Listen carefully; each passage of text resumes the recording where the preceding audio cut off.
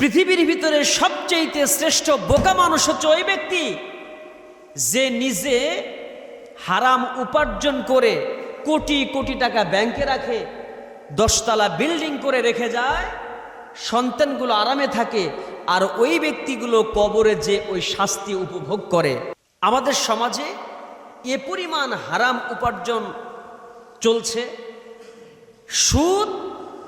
ঘুষ, অবৈধ ইনকাম, মিথ্যা কথার বিনিময়ে ইনকাম, এগুলো কখনো হালাল হতে পারে না।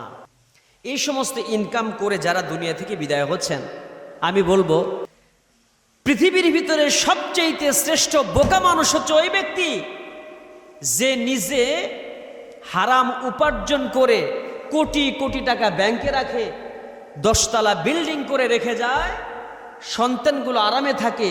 আর ওই ব্যক্তিগুলো কবরে যে ওই শাস্তি